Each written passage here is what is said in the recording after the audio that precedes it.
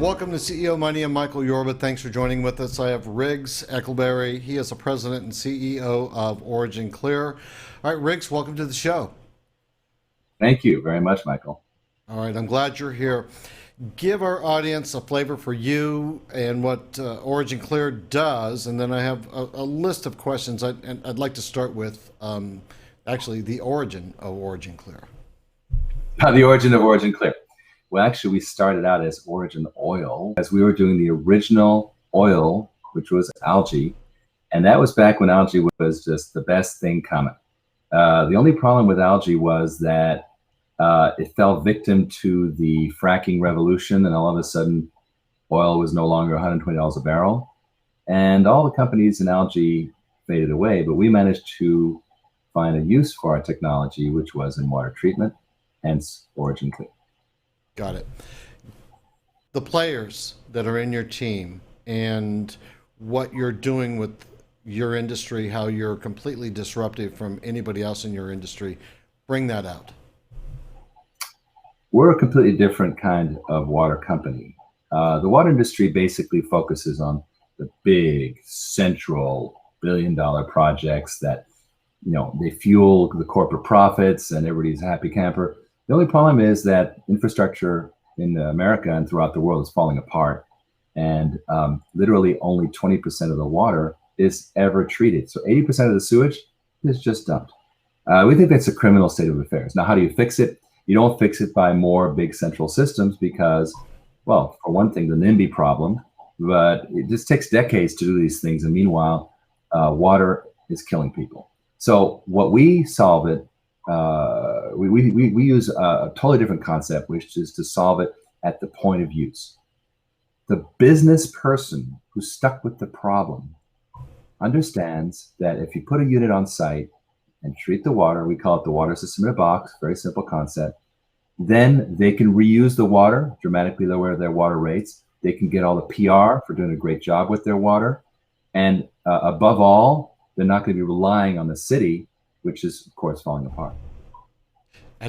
You're right. You used the correct word, a criminal state of affairs. I think the number was 80% of water that is used, is sewage, is not recycled. I can't believe that number is so high. Isn't it amazing? Some countries it's 95%, but of course, the percentage is somewhat lower in the United States, but it's still very high, higher than you would think. And so we're in a state of denial as a water industry.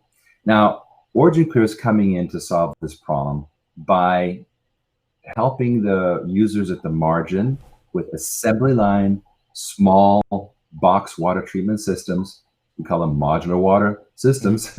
And what these things are is they just drop them in place, plug them in, and put them to work. So and right away, the business. Is it a series of filters? Is that what we're dealing with? How does this work, and how big is it? Well, we're not talking about what's inside. What's inside is whatever the site needs, but we're talking about the packaging. Okay. Literally, we package. If your audience goes to modularwater.com, they'll see these things look like, well, what they are is pipeline sections, very durable, 100-year life, and we cut them. We have patents on this. We cut them, put chambers in them, and they are rigid. They don't need a foundation or anything like that. Truck them on site, drop them in, and you're off and running. So this is more of an assembly line concept versus what it's been in the water industry, which is kind of like building a house, right? This is more like a mobile home concept. Got it. Scalability. Give me the low end of where you start and where you think you're going to be able to end up with the product usage and, if I will, the demographic sweep. Yes. So the range starts at about the level of a craft brewery, $50,000, $60,000. Any kind of food and beverage kind of application will be around that range, and they benefit tremendously. We have a brewer we're talking to in Huntington Beach here, who the landlord has a $200,000 a year water bill, and we can reduce that to 20,000 because California and other states have penalty zones. So as the higher you go, it's logarithmic, and you get in real trouble if you start using it. So that's the low end. I think it's 5, 6, maybe $1 million, but not really above that. This, from my understanding, if I got the number right, it's about a $500 billion world market. Being you are who you are, without getting yourself in trouble, because you have to be responsible for expectations on these conversations, but realistically speaking, with your company, how big of a penetration do you think you might be able to have over what period of time in this industry sector? Well, like realistic, we're not going to know places at once. It's all about alliances and partnerships and channel management, licensees. We already have a network of licensees internationally that are doing really well for us. What we foresee, in addition, there's an opportunity to acquire small water companies that are already doing this, that are cheap. American Waterworks has an M&A budget. They're the biggest water company in America. Their M&A budget is $1 billion. But $1 billion, you're not going to do it by buying 2,000 small companies. You're going to do it by buying, 6 big companies.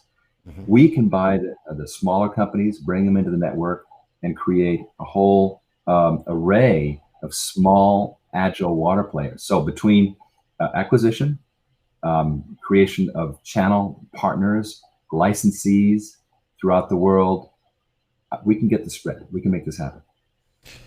Give me a market demographic on a geographical basis. In other words, Latin America, Asia, islands, because what you're doing is going to change and enhance the population of a variety of countries, not just private industry. I'd like to hear about that thought. Well, you've got different situations throughout the world. Let's take India, for example. Yeah, there's a big one. Oh my God. Well, they have a terrible problem. They're literally populations that are running dry, while at the same time, the Indian government is planning an $80 billion water balancing project that's going to make all the big central companies super happy. Mm-hmm. And I had to ask the question, and I do a newsletter. I had to ask the question recently. It's like, well, what's the Indian government thinking? What they need to take care of the people's basic water needs, and that's done by distribution. But you know how it is. Back in the day, we thought mainframes were the only way to go, and that was the efficient thing. Make the people wait for the mainframe. Well, it should be the other way around. Make the machine, the PC, wait for the user, and that's what this model is about. It's like, let's serve the user and make the resources do the job, as opposed to the users having to live with the constraints of the central systems. That's a passé concept. You've done a brilliant job. Is there anything that I may have missed that you think we should be bringing out before we close out on our segment? Well, Michael, I'm very, very proud of the management team that they've been through the fires, and especially we have a new chief operating officer just announced today. In fact, Tom Marchicello, who is ex Air Force captain, been throughout fintech and high tech, an amazing, strong player. And he is a big reason why we're going to execute on our plan. Good. All right. Thanks for being a guest on today's show. I wish you all the success in the world. I know you've already got so much of it under your belt, but and thank you for changing the world for the better for us. Thank you, Michael. You're welcome. You've been watching CEO Money with Michael Yorba. Thanks for joining with us. Like us on Facebook and follow us on Twitter. And look for our new app coming out in the next couple of weeks.